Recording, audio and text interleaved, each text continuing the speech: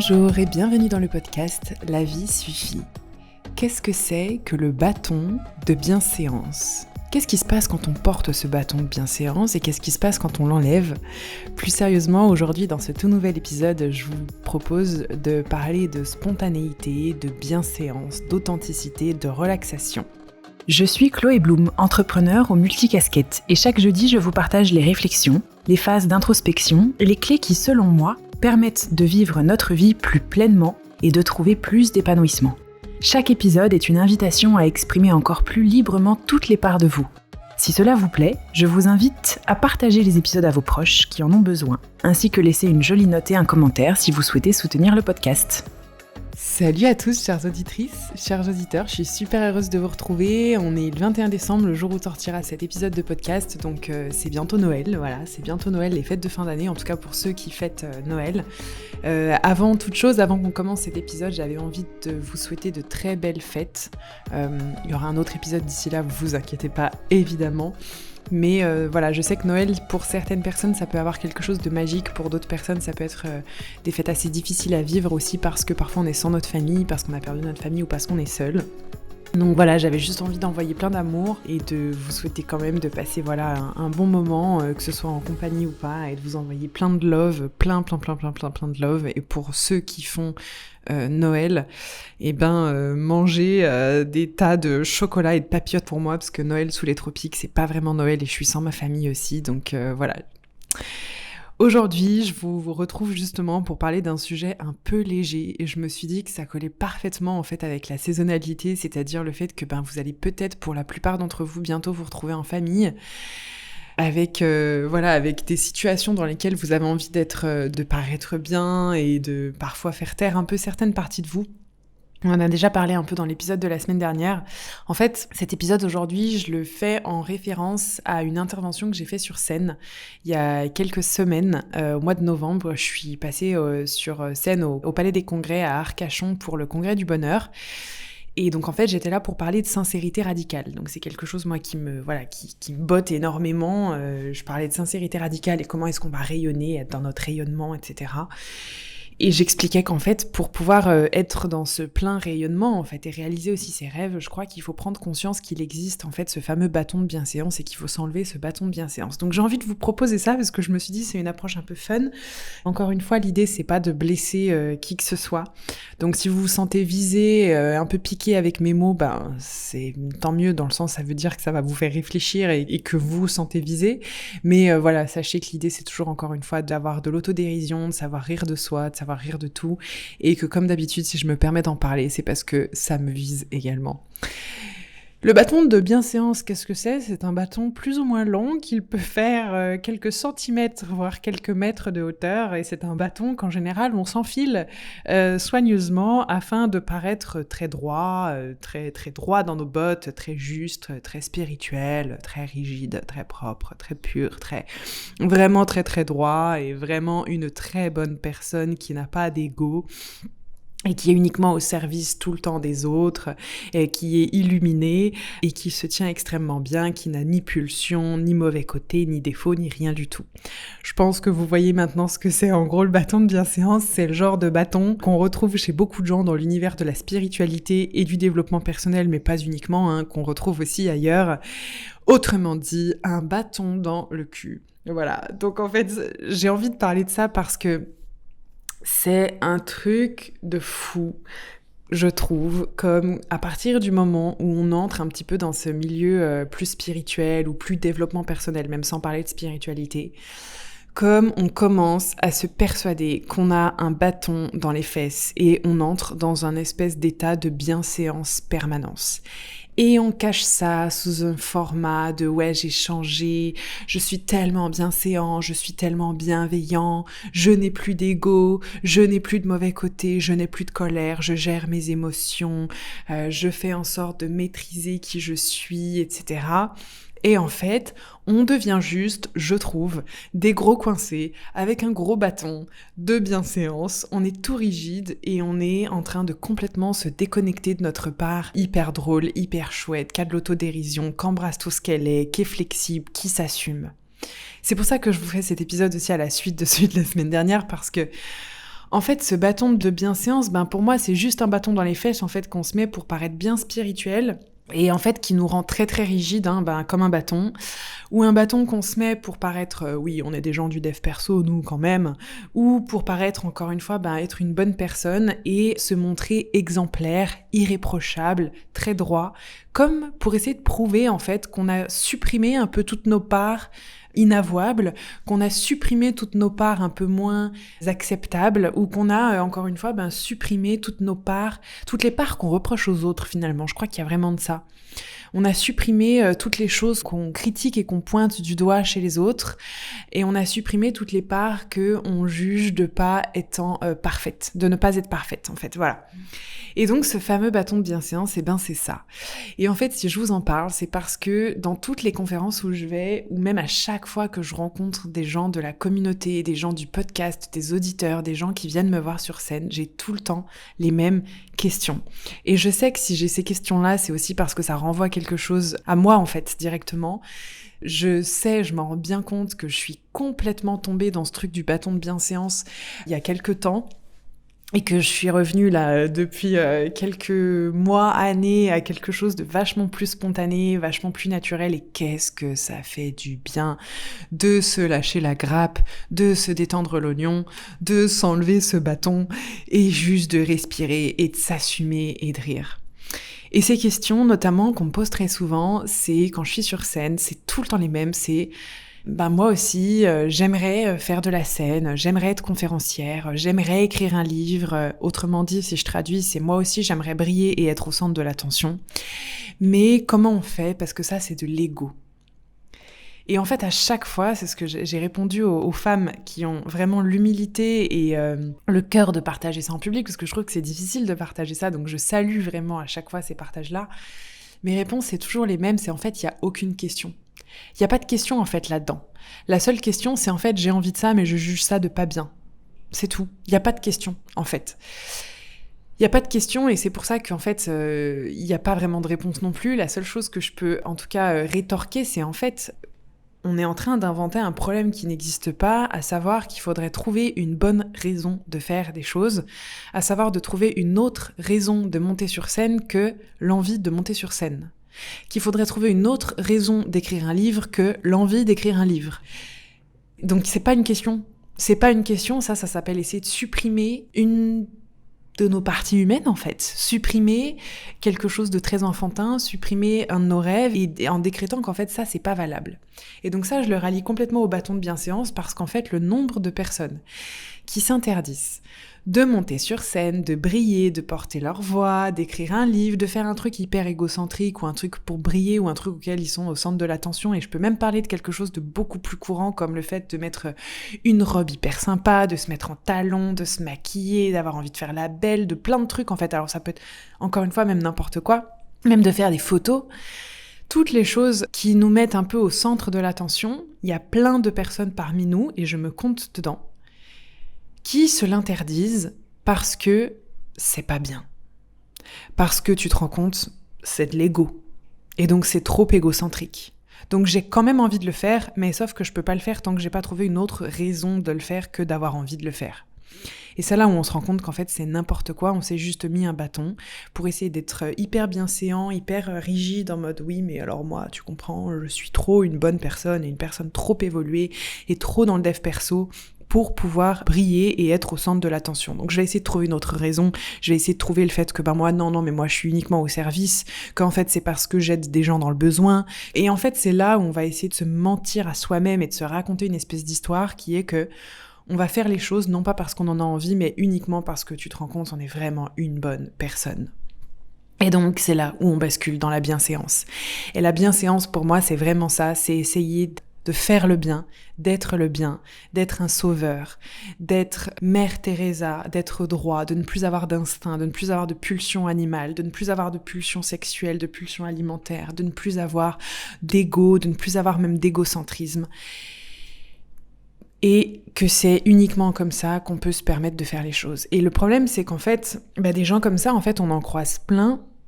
Alors, encore une fois, c'est une projection de ma part, donc c'est pas la vérité, je le rappelle, je le rappellerai toujours, je crois. Mais moi, à chaque fois, je me dis, mais c'est juste tellement dommage parce que si t'assumais juste qu'en fait, t'as envie d'être au centre de l'attention, ben, tu kifferais 2 fois plus, tu te l'interdirais pas.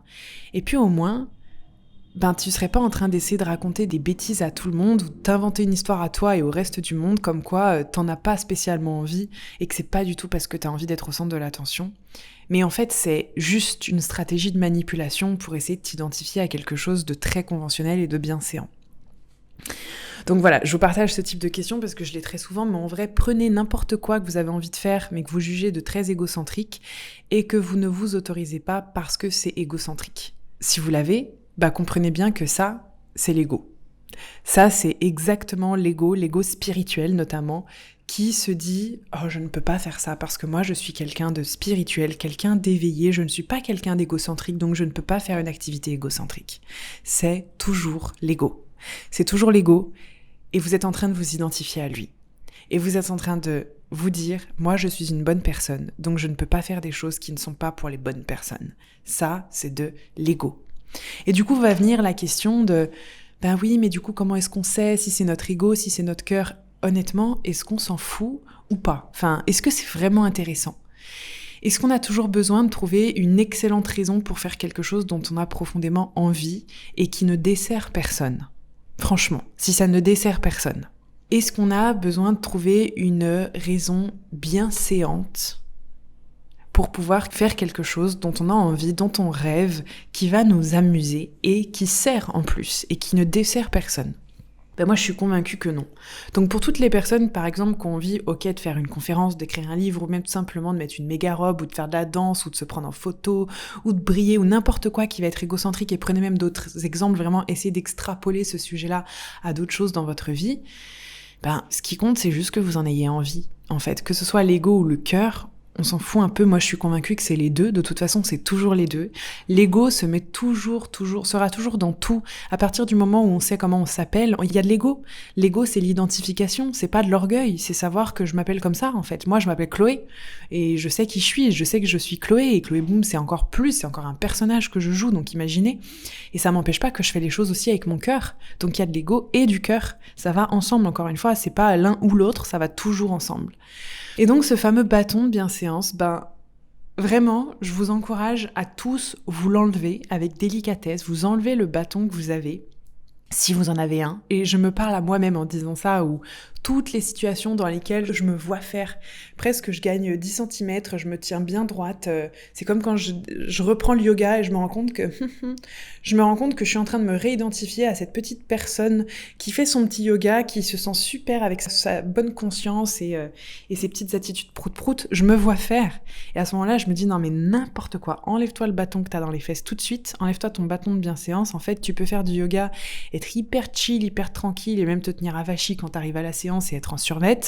Tu peux juste ne pas te prendre la tête et faire ton job, tout comme je vous le transmets tout le temps. En fait, on peut aussi avoir de la visibilité, avoir un podcast qui a fait quasiment 8 millions d'écoutes même cette année, et juste parler de soi, jurer si on en a envie. Alors désolée, je suis pas hyper élégante, mais en tout cas, je veux dire, on peut ne pas se prendre au sérieux. Et je crois que c'est dans ces moments-là qu'en fait, on est les plus intéressants.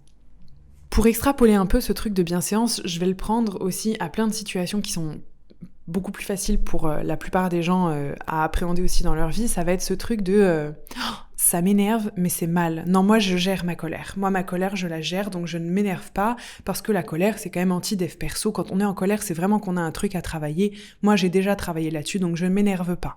Ce truc, ça m'énerve, mais non, je m'énerve pas, je vais pas quand même laisser sortir ma colère, tu comprends, c'est quand même pas très dev perso de faire ça. On est toujours dans le bâton de bienséance. Dans le truc de je m'identifie à une personne bienséante et parfaite sous toutes ses coutures, que je ne suis pas, c'est une flash info, je vous la donne. Fun fact, vous n'êtes pas une personne parfaite, et moi non plus. Mais je m'identifie à ça, et donc tout ce que je considère ne pas être parfait parce que ça ne colle pas à ce à quoi je veux coller moi, je le supprime. Donc non, moi je suis quelqu'un qui gère ses émotions, je ne m'énerve pas. Quand vous faites ça, vous êtes en train de vous couper d'une part de vous qui est extrêmement énervée, vous êtes en train de vous couper de certaines émotions, vous êtes en train de refouler, vous êtes en train de vous persuader de quelque chose qui se passe à l'intérieur, mais vous le réprimez en mode non, ça n'existe pas, c'est moi qui gère, je ne suis plus comme cela, j'ai changé désormais. Et ça, soit ça nous bouffe, parce que tout ce qui n'est pas exprimé s'imprime, c'est une évidence, soit ça nous bouffe, soit ça finit par ressortir un jour sous forme de pulsion, de débordement, quand il y a la goutte d'eau qui fait déborder le vase, et on a des comportements où on ne se reconnaît pas, on pète un câble, ou alors, si on pète pas un câble, c'est le corps qui va commencer à subir et à ramasser. Je peux vous donner d'autres exemples aussi, qui sont hyper courants, c'est notamment dans la séduction, ou avec le sexe. Le nombre de personnes qu'on croise dans notre entourage ou même dans les lieux où on vit, où il y a quand même des communautés assez branchées, yogi, spiritualité, etc. C'est ce truc de gens qui assument pas du tout leur partie de séduction. C'est un peu, vous savez, comme moi j'ai super envie de séduire, là je le sais bien, ou j'ai super envie même de sexe ou de séduction ou de sexy, mais je l'assume pas parce que ça c'est pas spirituel. Et moi je suis pure, je suis sainte. J'ai mon bâton de bienséance en moi, donc vous comprenez, je ne peux pas ni être séductrice, ni être séduisante, ni jouer avec le sexe, ni jouer avec le sexy, je suis pure, et c'est comme ça, c'est parce que je suis une illuminée. Et en fait, tant qu'on est dans cette espèce de posture, on se coupe de ça, de cette partie de nous qui est hyper séductrice, qui est hyper séduisante, qui a envie de jouer avec la sexualité, qui a envie de jouer avec le sexy, avec son corps, etc. Et cette partie-là, devinez quoi, elle n'est pas supprimée pour toujours, elle est toujours là, sauf qu'en fait, elle va s'exprimer différemment, qu'elle va être refoulée, qu'on va créer de la frustration. Et c'est la même chose chez les femmes, chez les hommes ou quoi que ce soit, hein. Et par exemple, moi quand je vois des gens, j'ai vu des gens dans mon entourage faire ça, et dans mon entourage proche aussi, et aujourd'hui on en discute, c'est pour ça que je me permets de vous en parler. En fait, quand on voit des personnes qui sont en train de se convaincre que non, ils sont tellement éveillés, tellement développés, c'est vraiment devenu des bonnes personnes, ils ont changé, ils ont fait tout un travail de dev perso, donc ils sont plus séduisants, plus séducteurs, qui sont plus du tout dans la séduction ou dans l'envie de sexe ou quoi que ce soit, parce que c'est pas spirituel et qui sont devenus très dev perso, en fait ça fait que ça donne des gens où on sent qu'il y a une énergie qui est pas très nette et qui peut même être un petit peu libidineuse. On sent bien qu'en fait c'est des libidineux mais qui sont en train de se persuader de se tenir très droit et d'être très purs, sauf qu'en fait dessous il y a de la frustration, il y a une énergie qui est pas super nette. Moi personnellement en tant que femme, quand je sens des hommes comme ça, je me sens pas très à l'aise et je me sens presque un peu en danger parce que je sens qu'en fait derrière ce qu'ils sont en train d'essayer de prouver ou de montrer, il y a quelque chose qui est pas net et qui peut être un peu même une énergie d'utilisation et de manipulation. Donc là je parle des hommes mais je pense que c'est la même chose chez les femmes, c'est juste que c'est quelque chose que j'ai vu un peu moins souvent. Et en fait tout ça, ça reste de la manipulation. Je vous donne donc ces deux autres exemples-là, mais en fait, il y en a plein. C'est comme quand on se dit j'ai changé, alors qu'en fait, la seule chose qu'on a fait, c'est d'essayer de se persuader qu'on a changé, qu'on s'est mis un bâton et qu'on a supprimé certaines parties de nous qui, en fait, n'ont jamais été supprimées définitivement. La corbeille, elle ne se vide jamais. Et en fait, ça reste là. Et c'est simplement qu'en fait, on est devenu rigide. Pour moi, il y a vraiment cette notion-là. Quand on a ce bâton de bienséance dans les fesses et qu'on devient la personne bienséante par excellence, on se refuse de vivre des parties un peu plus extrêmes que nous, on se refuse le rebondi du marsupilami, je vous en parle régulièrement, on se refuse d'aller un peu explorer nos différentes polarités, la polarité de la femme hypersexuelle à la femme hyper douce, hyper tendre, hyper romantique. Moi, j'ai ces deux parties-là en moi. Mais si je me refuse d'aller explorer ces polarités et que je deviens toute rigide et que je me ressente que sur mon bâton de bienséance, les deux parties sont extrêmement frustrées. Et en fait, je suis en train d'opprimer des parties de moi. Et plus on va être en train d'opprimer des parties de nous, plus on va favoriser la pulsion. Parce qu'à partir du moment où il y a de l'oppression, il faut savoir qu'il y aura forcément à un moment donné de la pulsion. Plus j'opprime, plus j'ai de la pulsion. C'est la même chose avec la nourriture, c'est la même chose avec le sexe, c'est la même chose avec tout ça. Donc le but, c'est pas de donner libre cours à ces pulsions, pas du tout. Le but, c'est juste de s'enlever ce bâton et d'aller un peu plus explorer une polarité qui sort un peu plus du cadre. Ah, je sens que là, j'ai cette femme sexuelle que je tentais d'ignorer parce que c'est pas pur. Finalement, je vais essayer d'aller, l'explorer. Comment est-ce que dans mon quotidien, je peux l'explorer de manière équilibrée? Et puis l'autre partie aussi romantique que j'avais un peu supprimée, etc. Comment je vais faire pour l'exprimer, pour l'explorer, etc. Voilà, donc c'est un petit peu tout ça. Et à chaque fois qu'on va être en train d'oppresser certaines parties de nous, donc là je parle de moi sur ces polarités-là, mais on peut parler aussi de la notion d'avoir envie de briller, d'avoir envie d'être au centre de la pièce. Je pense à tous ces gens qui ont des rêves, de faire de la scène, d'écrire un livre, peut-être d'être acteur, peut-être de faire du théâtre, peut-être de chanter, peut-être de danser, et qu'ils le font pas parce qu'ils se persuadent que c'est pas bien d'être au centre de l'attention et que c'est égoïste et que c'est égocentrique. En fait, au contraire, juste allez voir cet égocentrisme, il est absolument magnifique. Vous l'autorisez, vous renouez avec et allez l'explorer. Il vaut mieux aller explorer plutôt que se persuader qu'on l'est pas du tout et en souffrir, être frustré, ne pas réaliser nos rêves de gosse, et juste en vouloir à la terre entière parce qu'on n'arrive pas à réaliser nos rêves de gosse. Moi, je crois que c'est vraiment quelque chose qui est important. Donc c'est plutôt, ok, comment est-ce que je vais aller explorer ça, cette partie égocentrique ? Finalement, si je l'explore, je ferai de mal à personne, j'en voudrais à personne en fait, c'est juste à moi. À chaque fois que vous allez être en train d'opprimer des parties de vous, ça va créer une coupure en vous, vous allez être déconnecté des parties de vous qui sont hyper intéressantes et ça va créer de la frustration. Donc, à chaque fois qu'on se tient tout droit et qu'on se coupe d'une partie, par exemple, très animale, la partie qui a envie de dévorer, la partie qui a envie de protéger, la partie qui a envie de manger, la partie qui a envie d'être en colère, la partie qui a envie de sexe, la partie qui a envie enfin, vous voyez, cette partie beaucoup plus animale, beaucoup plus instinctive, beaucoup plus intuitive et beaucoup plus sexuelle aussi en nous. C'est pas que à propos du sexe, hein, ça peut être à propos de plein de choses, du partenaire, des enfants, de la nourriture, du partage, de la sororité, etc. On n'explore pas cette partie-là encore une fois. On se coupe de quelque chose et on tombe en général dans une énergie pas tout à fait nette. On peut tomber dans de la pulsion, on peut tomber dans de la manipulation, on peut tomber dans de la frustration, on peut tomber dans de la perversion, on peut tomber aussi dans de l'apathie.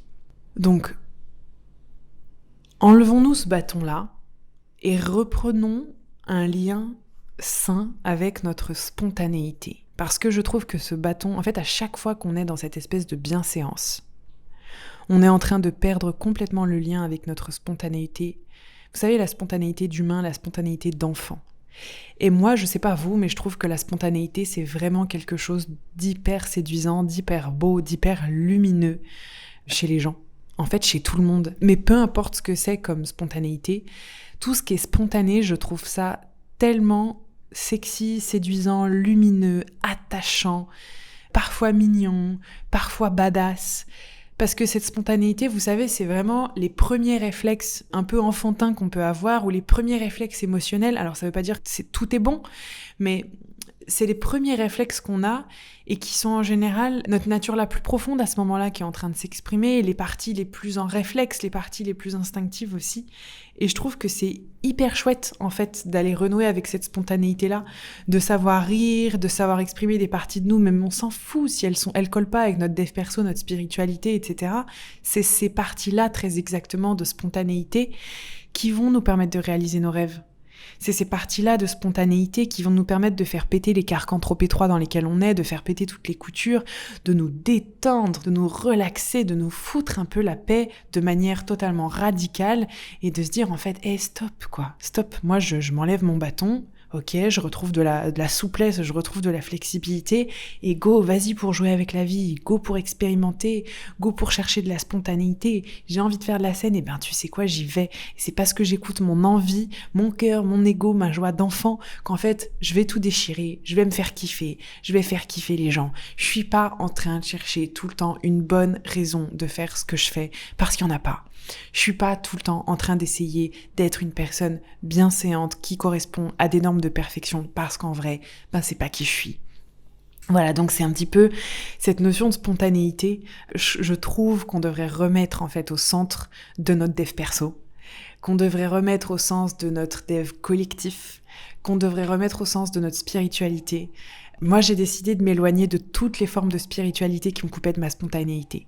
Tout ce qui était empli de dogmes, et il y en a énormément dans le New Age, mais pas que, tout ce qui était empli de dogmes, tout ce qui est empli de « il faut être comme ça pour correspondre à des critères et pour être dans les normes et pour être spirituel », moi j'ai décidé de complètement ôter ça de ma vie. C'est la même chose pour le développement personnel, c'est la même chose pour le boulot, c'est la même chose pour tout en fait. Si je faisais que ce qu'il faut faire pour être une bonne personne, une bonne entrepreneur, une bonne chérie, une bonne personne bien spirituelle, une bonne yogi, machin, mais je serais trop mal barrée en fait.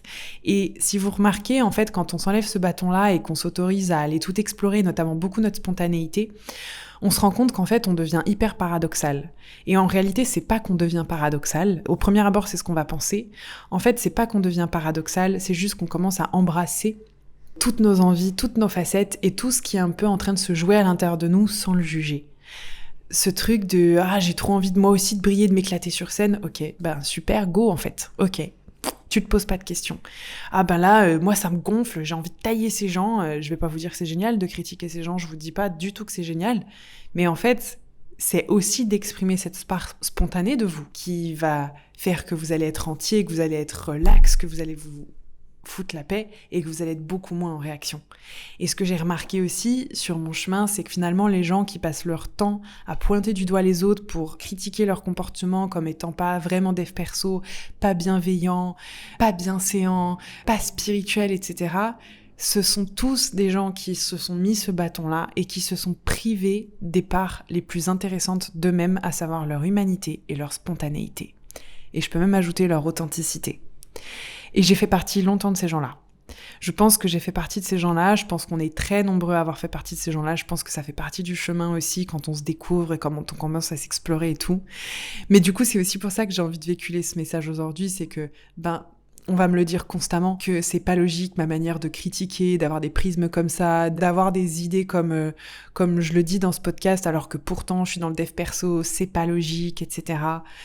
Mais en fait, je crois que c'est ce qui fait que j'arrive à garder mon humanité, que j'arrive à garder les pieds sur terre, que j'arrive à garder grave mon authenticité, ma spontanéité. Et depuis que j'ai décidé de embrasser tout ça, de tout mettre dans mon sac, et voilà qui je suis, voilà à quel point je suis entière, j'ai jamais autant réaliser tout ce que j'avais envie de réaliser, toucher mes rêves de gamine, réaliser, en fait, je m'autorise à faire tous les trucs qui me font kiffer, et tant pis si c'est des paillettes, et tant pis si j'ai envie de pleurer, et tant pis si j'ai envie de parler d'un truc comme ça, et tant pis si j'ai envie de crier, et en fait, c'est un petit peu tout ça, et je me sens vachement plus complète, vachement plus pleine, et vachement plus nourrie aussi comme ça.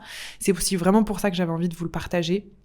Voilà, vraiment, parce qu'encore une fois, à vouloir à tout prix être spirituel, on est de nouveau dans l'ego, l'ego spirituel, à vouloir être bienséant, etc. On se coupe complètement de notre joie d'enfant.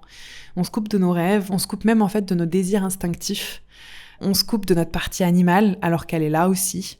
On se coupe de nos énergies les plus puissantes. On se coupe de notre énergie sexuelle également. On perd en humanité, on perd en spontanéité. Et donc, selon moi, je trouve qu'on perd en texture, on perd en relief, on perd en profondeur. Parce qu'en fait, c'est toute cette spontanéité-là et cette imperfection et ces polarités à l'intérieur de nous qu'on va explorer en fait, qui font qu'on est des gens hyper texturés, hyper riches, hyper en relief, hyper intéressants parce qu'on est, comme on dit en anglais, resourceful, donc c'est qu'on a plein de ressources, plein de surprises, qu'on est vaste, on est comme un immense monde dans lequel on peut faire plein de voyages.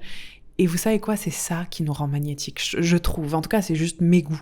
Mais je trouve que c'est ça qui nous rend magnétiques, qui nous rend intéressants et qui nous rend lumineux. Je crois que c'est vraiment ça. C'est quand on arrête d'essayer d'être lisse, droit et bienséant. C'est un de mes vœux les plus chers que pour la fin 2023, tout le monde s'enlève son bâton et qu'on commence l'année 2024 avec notre rayonnement le plus vrai, peut-être le plus polarisant, peut-être le plus juste pour soi, et qu'on arrête de se persuader à quel point on a 10 cm en plus, on est tout droit, tout précieux, tout bienséant, tout pur, voilà, et qu'on a absolument changé. Voilà, juste qu'on se foute la paix et qu'on essaye de vraiment partager avec beaucoup de spontanéité notre rayonnement. J'y crois très fort au rayonnement lumineux, spontané, instinctif, intuitif et enfantin et joyeux. Voilà, je crois vraiment très très fort en ce rayonnement-là. Je sais pas si ça va vous parler, ce fameux bâton de bienséance. En vrai, j'en avais fait un audio dans mon canal Instagram en disant mais vraiment faut arrêter ce bâton-là qu'on se met, s'il vous plaît, enlevez-vous ce bâton-là, quoi, c'est pénible. Donc je sais pas si ça va vous parler, en tout cas je l'espère. Je me suis dit je vous fais cette petite métaphore, à voir si ça résonne en vous. Et si ça résonne, écoutez, relax, on enlève ce bâton, puis on y va, quoi. C'est parti, quoi. Voilà, je vous embrasse très très fort encore une fois, je vous souhaite une joyeuse fête de Noël. On se retrouve la semaine prochaine de toute façon pour un nouvel épisode qui sera différent, on va se faire un bon bilan de cette année. Et puis je vous embrasse très très fort. Bonne journée, bye bye. Ah oui, et partagez l'épisode à quelqu'un qui a un bâton de bienséance. Je pense que ça peut être pas mal. Allez, bye bye, bisous.